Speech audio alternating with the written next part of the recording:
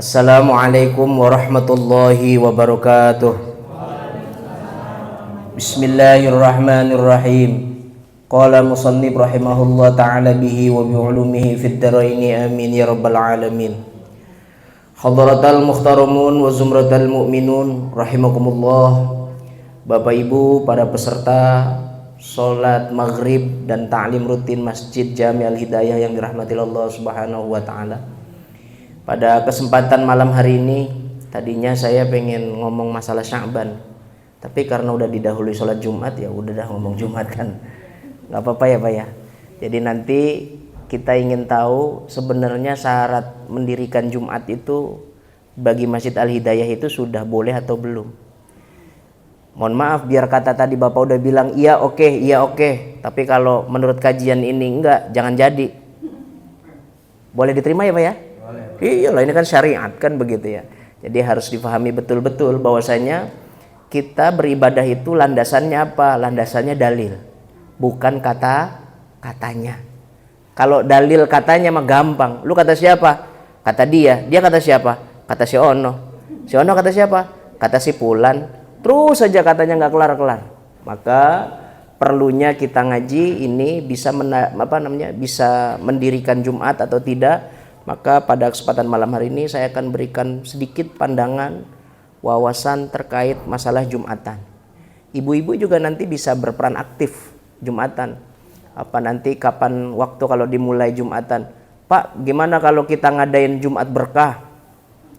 Setahun selama Jumatan. Wah, kan main kan begitu ya. Jumat berkah setahun kan begitu. Orang dulu mah Jumatan dibawain golok, sekarang dibawain makanan. Bid'ah banget itu. Baik hadirin yang dirahmati Allah, yang pertama kaitannya dengan Jumatan itu, sholat Jumat itu dalilnya yang pertama itu ada di dalam Al-Quran. Ada di dalam Quran. Suratnya surat Al-Jumu'ah. Al-Jumu'ah. A'udzu billahi minasyaitonir rajim. Bismillahirrahmanirrahim. Ya ayyuhalladzina amanu idza nudiya lis-sholati min yaumil jumu'ati fas'au ila dzikrillahi wa dzarul bai'. Hai orang-orang yang beriman, jika dikumandangkan azan Jumat, fas'au, bersegeralah kalian. Bersegera untuk apa? Fas'au ila dzikrillahi wa dzarul bai'. Tinggalkan perdagangan, tinggalkan perbisnisan. Tinggalkan semua yang melalaikan kepada Allah Subhanahu wa taala. Itu dalil yang pertama. Yang kedua, betapa sholat Jumat itu wajibnya kebangetan bukan hanya ada dalam Al-Quran tapi ada di dalam hadis juga. Hadisnya diriwayatkan dari Imam Muslim bahwasanya al-jumu'atu haqqun wajibun ala kulli muslimin. Jumatan itu adalah hak, kewajiban bagi setiap muslim. Di sini muslimnya itu adalah muslim laki-laki. Akan tetapi muslim wanita juga diperkenankan untuk melaksanakan Jumat, akan tetapi hukumnya tidak wajib. Hukumnya sunnah. Berdasarkan mazhab Imam Syafi'i, jika ada wanita yang melaksanakan sholat Jumat, maka sunnah, Jumatannya menjadi sunnah, lalu kembali melaksanakan sholat zuhur. Jadi habis Jumatan pulang zuhur. Tapi kalau Imam Malik enggak, ada wanita melaksanakan sholat Jumat, maka bagi wanita tersebut tidak perlu lagi yang ada sholat zuhur. Gitu. Enak gitu. Berarti sebenarnya wanita juga diperkenankan untuk melaksanakan sholat Jumat. Cuman kepastian hukumnya menurut Imam Syafi'i hanya sebatas sunnah saja. Maka ibu, mohon maaf ya, dari mulai ibu Haji sampai ke samping Bude, ini kira-kira sudah pernah melaksanakan sholat Jumat apa belum? Nah, ntar sholat Jumat boleh. Sediakan apa di atas, kalau bawah penuh ke atas buat wanita boleh, silakan, nggak ada masalah. Di Atin itu ada Pak, di Atin ada, di Istiqlal juga ada. Di Istiqlal ada sholat sunnah bagi orang, sholat Jumat bagi wanita. Maka al-jumu'atu haqqun wajibun ala kulli muslimin. Jumatan itu adalah kewajiban bagi seorang muslim. Muslim yang seperti apa? Yang laki-laki. Nah, berarti kayak kita nih ya Pak ya. Nah, dalam hadis yang lain, Jumat itu didirikan bagi setiap orang muslim laki-laki, hukumnya wajib. Tapi ada orang yang boleh nggak Jumatan. Ada orang yang boleh kagak Jumatan. Illa arbaatun, kecuali 4. Yang 4 inilah yang boleh kagak Jumatan. Jadi kalau bapak ibu ada yang 4 ini, maka boleh nggak Jumatan. Tapi kalau Jumatannya yang 4 ini nggak ada, berarti harus Jumatan. Yang pertama abdun mamlukin, yaitu hamba yang dimiliki. Orang sekarang, zaman sekarang udah nggak ada hamba sahaya, nggak ada budak. Kalau dulu budak itu tanda bahwasannya orang itu adalah orang yang di bawah kekuasaan orang lain. Ada ummil walad, ada budak mukatab, ada budak mudabbar, sebagaimana dulu Bilal bin Robah itu budak. Nah, Wahsy itu budak. Mereka ini semuanya adalah budak-budak, adalah orang-orang yang nggak punya kemerdekaan. Makan ditaker, ibadah nggak boleh, harus ikut perintah tuannya. Sekarang nggak ada budak. Kalau di Bogor ada bararudak. Di Bogor bararudak. Di Sumedang ada, di Jawa Barat ada kan gitu ya. Di Jawa Timur nggak ada, Jawa Tengah nggak ada kan gitu ya. Budak kene kan gitu. Jadi insya Allah di Indonesia ini budak itu sudah tidak ada. Bahkan di dunia budak itu sudah dihapuskan. Berarti kategori budak udah hilang. Awim ro'atun, atau wanita. Nah, wanita ini boleh kagak Jumatan? Boleh, silakan. Maka saya lihat setiap masjid yang pernah saya datangi, saat saya khutbah Jumat, hampir tidak pernah melihat ada wanita. Karena wanita itu boleh nggak Jumatan. Awim ro'atun. Tapi jika wanita mau Jumatan boleh apa enggak? Silahkan. Bagus. Bagi Imam Syafi'i boleh, hukumnya sunnah. Maka nanti ketika wanita melaksanakan Jumatan, pulang ke rumah sholat zuhur. Tapi kalau misalkan mendapatkan pendapat Imam Malik, misalkan ibu-ibu udah ngaji nih, saya mau pendapat Imam Malik saja. Bagaimana pendapat Imam Malik? Bahwasanya kalau habis Jumatan nggak perlu mengulangi sholat Jumat. Silahkan, asal bertanggung jawab dengan pilihannya, bertanggung jawab dengan madhabnya. Saya kira seperti itu. Jadi wanita ini boleh nggak Jumatan. Yang ketiga, wasobiyun, dan anak kecil. Anak kecil boleh nggak Jumatan? Anak kecil ini sobiyun, anak yang belum baligh. Yang belum baligh boleh nggak Jumatan? Saya punya anak baru umur 3 tahun, belum baligh, boleh nggak Jumatan? Kan gitu. Kira-kira kalau Pak Haji Tamrin masih kecil apa sudah dewasa? Expired. Siapa yang ngomong expired? Kedengeran mau kuping saya? Expired. Emang roti bu? Expired Pak Haji kan gitu. Sobiyun itu anak yang baru hitungan hari, 1 hari sampai dia akil baligh. Kira-kira akil baligh itu 9 tahunan lah ya. 9 tahun itu belum wajib Jumat, masih sobi. Yang keempat, wa maridun, dan orang sakit. Di sini dalam mazhab Imam Syafi'i, marid ini bukan cuma orang sakit, tapi orang yang nungguin orang sakit. Misal, bapak punya orang tua sakit, nggak bisa ditinggal, kitanya sehat, tapi kalau kita tinggal orang tua ini karena dia punya penyakit demensia misalkan, bisa kabur kemana-mana, hilang, repot kan begitu ya. Dan ini udah dibuktikan dengan pengalaman, misalkan pengalaman orang tuanya pernah lari misalkan dari rumah. Maka yang disebut marid itu orang yang sakit atau orang yang nungguin orang sakit. Tapi jangan dibikin-bikin, cuman peluk sedikit aja kita tungguin. Ini mah namanya Bang Darmawan ini mah. Ngakalin itu mah namanya. Sakitnya itu sakit yang disebut maradi mardul maut. Sakit yang berpotensi bisa menimbulkan kematian. Stroke tuh bisa, Bu. Kalau disebut bisa menimbulkan kematian, mah pilek juga bisa gitu ya, Pak ya. Tapi maksudnya yang kategorinya parah gitu, Pak. Kira-kira kalau demam kehujanan, mohon maaf ya, itu kategorinya perlu dijenguk apa enggak, Bu? Jadi kan ada sakit yang perlu dijenguk, ada yang enggak dijenguk gitu ya. Jika ada orang sakit gigi bolong, kira-kira jenguk apa enggak gitu? Lah itu namanya bukan marid yang bisa ninggal Jumat. Begitu loh. Jadi kan sakit ada yang kayaknya perlu dijenguk sama yang tidak dijenguk. Misalkan ada orang kena DBD. Nah, itu jenguk apa enggak? Jenguk. Nah, karena bisa dijenguk kayak begitu, maka itu boleh orang tersebut kalau sakit DBD enggak Jumatan.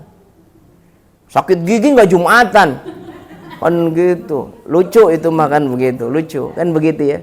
Nah makanya dulu ada orang yang menyatakan sebenarnya COVID itu penyakit yang boleh Jumatan atau tidak, kan gitu. Pendapat para ulama di MUI itu menyatakan bahwasanya karena nggak boleh dijenguk, kan begitu ya, karena nggak bisa dijenguk dan menular gitu bahasanya, kan itu menular dan berakibat kewafatan, maka disebut penyakit yang termasuk berbahaya, maka boleh tidak mengadakan Jumatan. Berapa bulan kita nggak Jumatan waktu itu ya? Setahun ya? Oh setahun, Masya Allah. Nah itu Jumatan. Jadi kalau ada 4 orang ini hamba yang dimiliki oleh seorang tuan, boleh nggak Jumatan? Wanita boleh nggak Jumatan? Laki-laki anak kecil boleh nggak Jumatan? Orang yang sakit atau yang sedang nungguin orang sakit, maka orang-orang yang 4 ini boleh nggak Jumatan?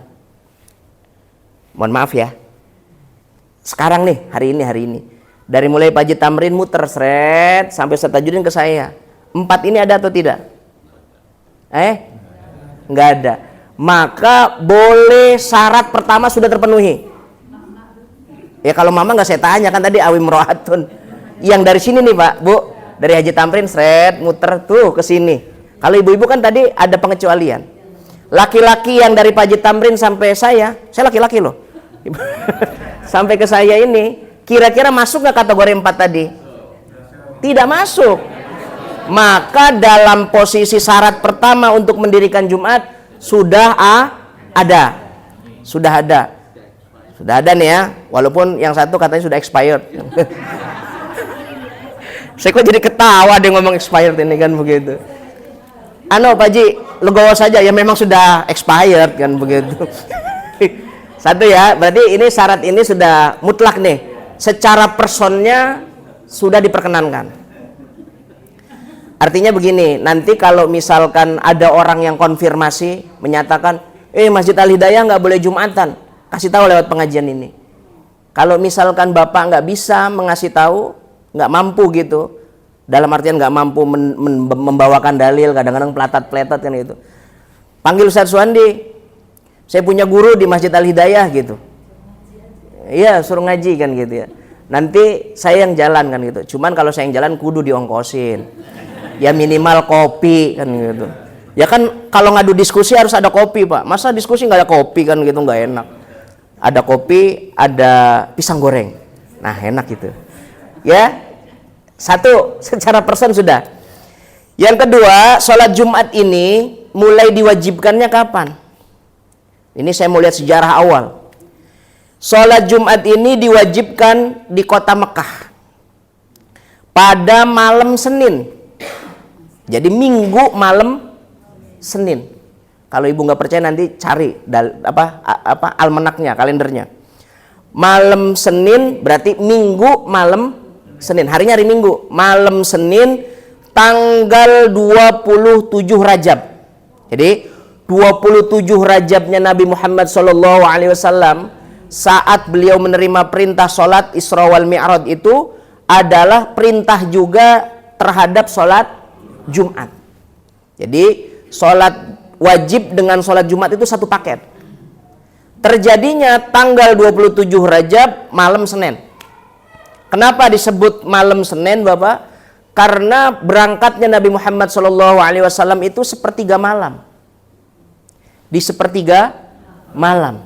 Begitu. Maka disebutnya Minggu malam Senin. Tapi saya nyebutnya malam Senin aja. Malam Senin tanggal 27 Rajab. Itu terjadinya perintah melaksanakan sholat Jumat. Namun Nabi Muhammad SAW ketika menerima perintah sholat Jumat tidak melaksanakan langsung sholat Jumat. Sebagaimana Al-Hidayah setelah ditandatangani, berapa tahun itu? 2 tahun setelah batu nisan ya, itu prasasti. Kalau nisan mah batu kematian ya. Batu prasasti ditandatanganin sama yang menandatangani kan gitu dan lain sebagainya, ditemplok. Udah terjadi tuh Masjid Jami Al-Hidayah. Mohon maaf ya, Bu. Memberikan nama jami berarti harus Jumatan. Saya juga nggak ngerti itu.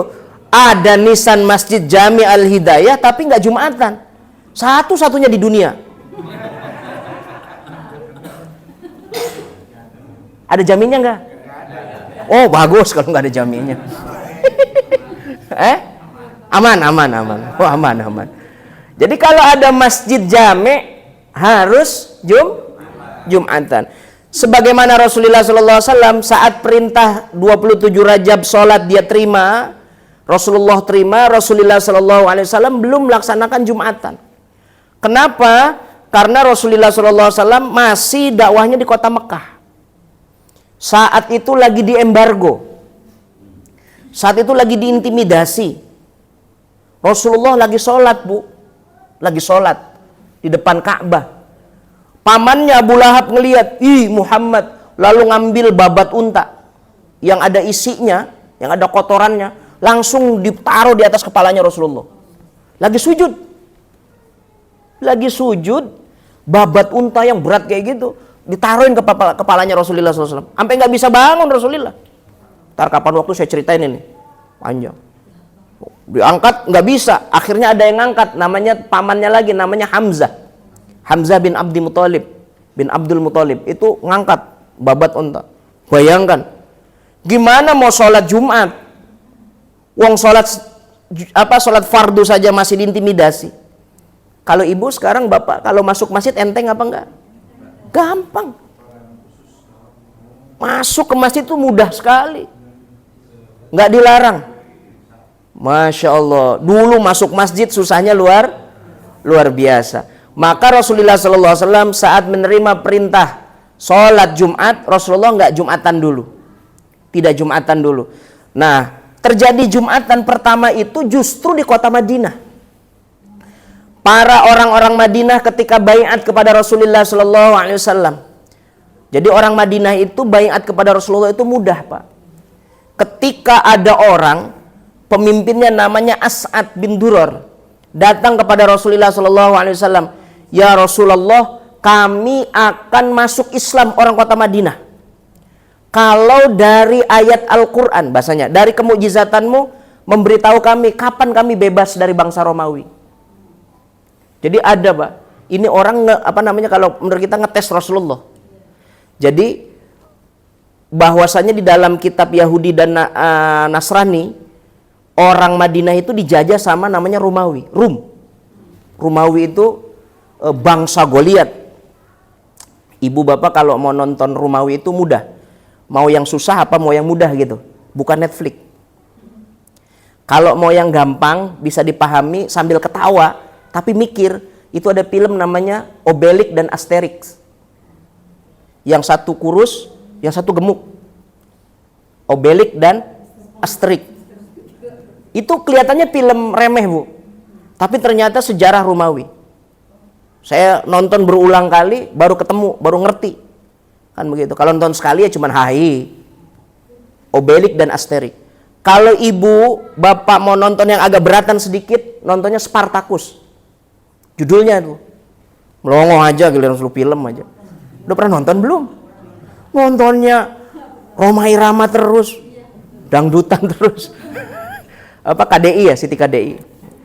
Nonton yang kayak begitu tuh, cerita-cerita sejarah. Spartacus itu kan budak yang memberontak kepada Romawi.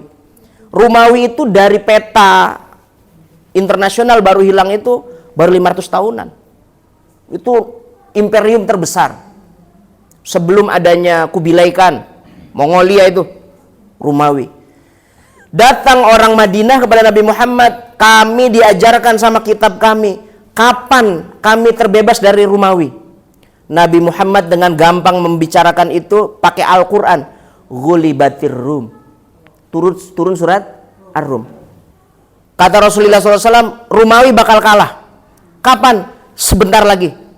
Maka orang Madinah langsung Muslim. Madinah itu nggak nolak, langsung Muslim. Kenapa? Hebatnya Al-Quran. Romawi masih ada, masih eksis, kok udah diprediksi kalah. Hebatnya Al-Quran, ternyata bener kalah. Kalahnya di zaman Sayyidina Umar bin Khattab radhiyallahu ta'ala anhu. Itu hebatnya Quran. Gak ada kitab. Bapak Ibu boleh cari. Saya belajar Injil. Karena di kampus saya YIN, itu ada pelajaran namanya Kristolog. 4 semester. Walaupun cuma 2. 4 semester. Kristolog. Wajib itu. Wajib ada ilmu Kristolog. Dosennya Profesor Doktor dari Leiden University. Leiden samping Keong itu loh. Leiden itu Belanda. Amsterdam sana, Leiden University. Ya Allah ya Rabbi. Beliau itu bilang sama kami, kitab Al-Quran itu kitab yang paling benar. Loh kenapa? Dari kitab orang Yahudi sama orang Nasrani, the Old Testament dan the New Testament, Zabur, Taurat, dan Injil, itu tidak pernah membicarakan akhirat. Nggak pernah ada surga dan neraka. Yang bisa membahas surga dan neraka itu adalah cuman Al-Quran. Maka kalimatnya, Al-Qari'ah, Mal-Qari'ah, wa ma adraka mal-Qari'ah. Kalau udah pakai kalimat ma'adroka itu metafisik. Hanya Allah yang bisa menggambarkan. Kitab-kitab lain nggak bisa. Itu hebatnya orang Islam. Cuman kan kita pelegag. Baca Al-Qari'ah biasa aja gitu, nggak ada bekasnya. Itu surat apa? Al-Qari'ah biasa aja gitu. Padahal orang lain mah berpikir sangat luar biasa. Ini bangsa Madinah pada saat itu Yathrib. Yathrib itu masuk Islam semuanya. Selain Yahudi dan Nasrani yang ortodok. Masuk Islam lalu menerima syariat diajarkan oleh Rasulullah SAW. Maka yang pertama kali sholat Jumat itu adalah orang-orang Madinah. Nama orangnya itu yang pertama kali jadi khatib dan imam, kalau di Al-Hidayah insya Allah Saswandi. Insya Allah ya. Saya berkali-kali Bu, mentang-mentang saya ketua MUI gitu ya. Saya kan ketua MUI Ceger. Waktu Babul Jannah, Pak Cipto, saya diminta pertama. Kenapa? Afdol kalau ketua MUI katanya.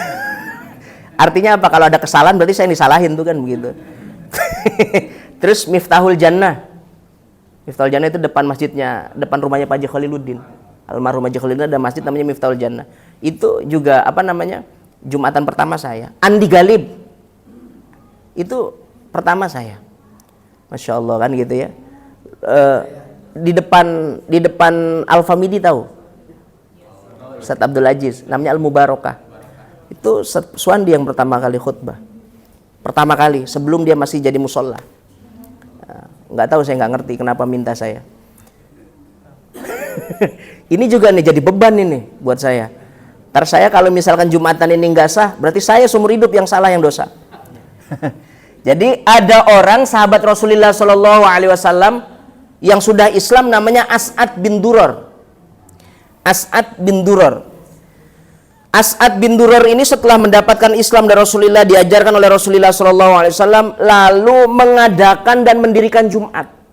Karena warga Madinah ternyata banyak Bu, banyak. Setelah dihitung-hitung, makmumnya 39 plus As'ad jadi 40. Jadi makmumnya 39, As'adnya 1, berarti 40. Maka inilah dasar di mana orang yang bermadzhab Syafi'i kalau mau mendirikan Jumat harus 40 orang. Tapi jangan kecil hati. Jika kita tidak memenuhi syarat 40, maka ada mazhab yang lain. Seperti Imam Hanafi, 2 orang saja sudah Sah. 2 orang saja sudah sah. Tapi karena ini waktu itu rame, kebetulan As'ad bin Duror ini mengumpulkan orang jumlahnya 39. Tanda tangan ayo. Mau Jumatan apa enggak? Ayo, tanda tangan. Jadi kumpul 39, As'ad khutbah. Karena sudah punya ilmunya dari Rasulullah SAW di perkampungan namanya Bani Bayyad. Perkampungan namanya Bani Bayyad. Saya sudah pernah ke sana. Perkampungan Bani Bayyad ini masih ada sampai hari ini. Jadi dari Madinah yang sekarang jadi Masjid Nabawi itu kira-kira 1 mil. 1 kilo. 1 mil. 1 mil berapa meter? Berapa kilo? Berapa? Wah, matematikanya kacau ini. Guru matematika di sini ada guru matematika enggak? Pak Ji, berapa? 1 mil itu berapa kilo? Kilometer? 600 kilo? 600? 1 mil? 600 meter? 600 meter? Masa 600 meter Pak? Mil. 1000? Setahu itu mili kali ya? 1600? Tuh 1600 meter. Coba tanya di Google lah. 1,6 kilo 1,6 kilo dari Masjid Nabawi. Jangan Masjid Nabawi yang sekarang yang sudah perluasan. Dulu kecil, Masjid Nabawi itu cuma 450 meteran. Jangan yang dulu bukan yang sekarang. Jadi perkampungan Bani Bayyad itu sekitar 1,6 kilo. Ya. Itu ke arah perkampungan Bayyad itu ke arah ketika kita mau mikot. Jadi kalau dari Madinah itu ada tempat mikot pertama yang paling jauh dari kota Mekah, namanya Bir Ali. Nah kampungnya Bir Ali itu namanya Zulkhulaifah. Nah Zulkhulaifah itu berdekatan dengan Bani Bayyad, dengan perkampungan Bani Bayyad. Nah Bani Bayyad itu di sana di perkampungannya tidak ada masjid, nggak ada masjid karena masjid zaman dahulu cuma satu, Masjid Nabawi saja. Sama yang sekarang masjid yang disebut sebagai Masjid Kuba. Dulu baru ada 2 tuh masjid ya. Tapi yang jame masjidnya Masjid Nabawi, Masjid Madinah, masjidnya Rasulullah SAW. Saat itu belum ada masjid di perkampungan Bani Bayyad, mereka melaksanakan Jumatan di mana? Di perkampungan. Maka syarat Jumat yang ketiga, selain 40 orang, saya tanya sama Ustaz Tajudin, berapa orang yang sudah bisa disampaikan di sini? 40 nyampe? Bismillah. Berarti udah 2 tuh ya. Yang 4 tadi udah kena, yang 40 juga sudah ada. Yang ketiga, syarat yang ketiga, orang mau mendirikan Jumat itu harus di perkampungan. Sekarang saya tanya, Masjid Jami Al-Hidayah adanya di perkampungan apa di perkotaan? Atau di perkantoran? Perkampungan, namanya Kampung Ceger. Maka syaratnya sudah terpenuhi, sudah masuk syaratnya. Jadi nggak mesti di bangunan Pak. Zaman itu As'ad ibn Duror menjadi imam dan khatib pada saat sholat Jumat tidak di dalam masjid, di perkampungan, di jalanan. Dia bukan di jalan apa namanya kalau kata kita tanah lapang. Lapangan, tapi lapangan itu ada di perkampungan. Maka mazhab Imam Syafi'i menyatakan kepada kami, para ashabus Syafi'i, para teman-temannya Syafi'i itu menyatakan bagi ada orang yang mendirikan Jumatan di perkantoran, hukumnya tidak sah. Kenapa? Karena Jumatan itu harus di perkampungan, bukan di perkantoran. Itu Jumatan di SCBD nggak bisa. Nggak bisa. Mohon maaf ya Pak. Apalagi, mohon maaf, jangan tersinggung kalau yang pernah. Merdeka Selatan kan gitu. Iya itu karena bukan di perkampungan. Hati-hati. Ya, kalau menurut Imam Syafi'i nggak sah. Menurut Imam Syafi'i tidak sah karena menjadi syarat daripada Jumatan itu harus di perkampungan. Nanti kalau misalkan di perkotaan, di perkantoran, sekarang ada lagi di kementerian mengadakan Jumat, bahkan di basement. Ustaz Tajudin pernah saya utus, Ustaz Tajudin apa beliau? Di Junction. Kulo Bu, khutbah di Junction. La ilaha illallah Muhammad Rasulullah. Khutbah jadi Junction. Biasa di Junction kan dolan Bu, nonton bioskop, beli sepatu, beli sendal. Kok di kon Jumatan? Saya lihat turun ke bawah itu basement. Ya Allah, ini Jumatan di sini. Cibubur Junction di mall itu, mall Pak. Turun ke bawah, oh masjidnya Jami'an Nur namanya. Saya tanya, siapa yang mukim di sini? Nggak ada Pak, kami yang ngurusin. Siapa? Security. Terus, mohon maaf, cleaning service, kan begitu. Maka saya langsung niat, Bismillahirrahmanirrahim, saya taklid kepada mazhab Hanafi. Saya taklid kepada mazhab Hanafi. Artinya apa? Kalau mazhab Hanafi nggak mesti di perkampungan. Yang penting kumpul orang, ada tempat untuk mendirikan Jumatan, tahu kiblat. Jadi, kan begitu. Maka kalau ada orang-orang yang mengadakan Jumatan di kantor harus tahu itu. Apa itu? Hah? Oh, waktu masuk. Saya kira air mateng Bu. Udah nih? Oh belum. Kok ngaji cepet banget ya? Biasa ngaji tuh 5 jam gitu loh, yang enak tuh. Ini kan daurah Jumat, nggak bisa cuma 40 menit Bu, 30 menit itu susah. Jadi kalau mazhab Imam Hanafi menyatakan kepada kita asal berkumpul orang minimal 2 orang. Yang satu bisa jadi imam, jadi khotib, yang satu bisa jadi makmum, sah. Begitu. Jadi nanti kalau Jumatan di mall, ya pindahkan taklid kita. Taklidnya kepada siapa? Imam Hanafi. Begitu Bapak. Kalau untuk mazhab Imam Syafi'i harus Masjid Al-Hidayah. Ya iya dong. Masjid Al-Hidayah harus ketat.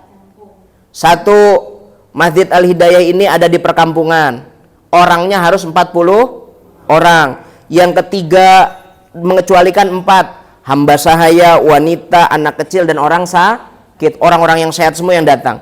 Maka kalau ini sudah terpenuhi, maka kita boleh mendirikan Jumatan. Saya tanya sama bapak-bapak, Pak, yang tadi persyaratan yang saya sebut masuk atau enggak? Lah kok pada takut? Masuk apa enggak? Masuk. Kalau masuk berarti segerakan Jumatan. Segerakan Jumatan. Mau nunggu apa? Mau nunggu apa? Hah? Gimana Bu?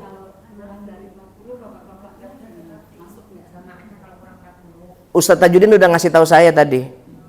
Kata Ustaz Tajudin, saya udah minta tandangan, udah ada 60 orang katanya. Berarti kan udah plus 20. Plus 20. Saya bilang ini orang benar. Benar. Masa bohongan katanya kan gitu. Dan termasuk, Bu, saya kata, yang expired ada di situ. Karena disebut tadi Pak Haji, siapa nih? Saya bilang kayak gitu. Pas saya lihat, oh sudah yang sepuh-sepuh maksudnya. Yang expired kan bukan cuma Pak Haji Tamrin, yang lain juga kan begitu. Cuman kebetulan kok ibu-ibu ngomong expirednya pas saya ngomong Haji Tamrin. Paham ya Pak? Jadi insya Allah udah, yakinkan saja 40. Nanti kalau nanti tanggal 10 kita Jumatan kok ternyata betul-betul kurang, baru kita revisi pendapat kita kan gitu ya, seperti itu. Saya kira begitu, terusin aja, nggak ada masalah. Jangan takut. Kalau dulu Bu, mohon maaf ya, zamannya, tapi ini boleh disampaikan nggak ya? Boleh ya Pak Haji ya? Tapi ini kaitannya dengan Miftahul Jannah. Saya dengan Pak Haji Khalil kan yang membidani Jumatan. Ceritanya begini Bu, Pak Haji Khalil itu ada silang pendapat. Cerita nanti yang itu dimatikan. Tidak terpenuhi, maka awal Jumatan kita itu harusnya di mazhab Hanafi atau Maliki. yang sekedar 2 orang saja jadi. Andai Pak, 2 orang ini mau Jumatan tapi tidak ada wadahnya, tidak ada yang mendirikan. Ya kalau kita lagi banyak masjid, kalau ada di perkampungan Nasoro, hanya ada 2 orang, maka kalau kita pakai mazhab Imam Syafi'i ini akan masakot, akan kesulitan tersendiri. Saya kira kan seperti itu. Maka harus ada, fikih itu harus fleksibel. Jangan sampai ada ucapan, mohon maaf, tokoh-tokoh orang Ceger kan kadang-kadang suka gede ambek. Ya mohon maaf ini, tokoh-tokoh Ceger agak gede ambek. Selain masjid saya ngomong dah tuh. Selain masjid itu Jumatannya nggak sah. Emang Jumatan bapak lu? Kan begitu. Ini berdasarkan masjid. Karena waktu berdiri Masjid Nurul Ilmi, Bu, SMP 160, saya dipanggil Pak Camat. Antum sebagai ketua MUI Ceger bisa nggak benerin masyarakatnya? Loh emang kenapa? Lah ini ada permasalahan, ada orang nolak untuk jadikannya Jumatan. Saya kadang-kadang suka keluar kalimat yang kagak enak, Bu. Wong gereja aja boleh, masa sholat Jumat kagak boleh? Saya bilang gitu. Lah tapi harus pakai dalil. Nggak ada dalil-dalilan menurut saya. Perkembangan gereja sama perkembangan masjid hari ini lebih besar gereja. Masa orang mau mendirikan Jumatan dipersulit, Pak? Lah itu kata si fulan sama si fulan. Alah si fulan sama si fulan mah kadang-kadang belum dapat setoran aja. Pandangan saya itu loh. Saya ngomong sampai kayak begitu. Akhirnya ya tapi ya dimusuhin gitu sama orang karena ngomongnya berani gitu ya. Artinya menurut saya Bapak, itu kan buat tarbiyah. Untuk anak-anak yang mau Jumatan, nggak punya wadah dan lain sebagainya, kan kudunya kita dapati, kan gitu, kita kasih dia kesempatan untuk mendidik. Apalagi orang-orang yang ada di Al-Hidayah, saya kira sudah 4 daripada persyaratan itu sudah terpenuhi. Maka mau ngapain lagi? Ayo mulai Jumatan, kan begitu ya. Nah, itu dari persyaratan. Lalu sebab-sebab terjadinya Jumatan itu kenapa? Bagaimana? Dulu ada sahabat Rasulullah SAW pernah nanya kepada Rasulullah, ya Rasulullah, lil Yahud yaumun wan Nasara yaumun, hal lana yaum? Ya Rasulullah, orang Yahudi punya hari Sabtu. Orang Nasrani punya hari Minggu. Makanya kalau Yahudi itu hari Sabtu. Maka ada kuil, ada gereja namanya Elizabeth. Elis itu nama orang. Sabet itu artinya sabet. Sabtu. Jadi kebaktiannya si Elis, kebaktiannya hari Sabtu. Begitu, Bu. Jangan mentang-mentang Elizabeth dia cuma nama buang. Enggak. Elis yang punya kebaktian hari Sabtu. Maka kalau ada orang yang kebaktiannya hari Sabtu itu dia dari Yahudi. Dari Elizabeth, dari Yahudi. Jadi pecahan dari Yahudi. Contohnya siapa yang hari Sabtu itu? Yang hari Sabtu itu Advan. Kan begitu ya? Advan, kan begitu. Kalau yang hari Minggu HKBP, Huria Kristen Batak, Protestan. Karena dia dari Protestan. Nggak mungkin orang Protestan itu hari Sabtu tuh nggak mungkin. Karena bukan Katolik. Kan begitu. Maka kata sahabat, ya Rasulullah, lil Yahudi yaumun. Orang Yahudi kok kan punya hari. Orang Nasrani juga punya hari. Wahallana yaumun, apakah di kami ini, kita ini Muslim ini punya hari? Rasulullah meneng, Bu, diem, karena belum ada perintah, Jumatan. Walaupun sholat pada saat itu sudah ada SK-nya, sudah ada perintahnya.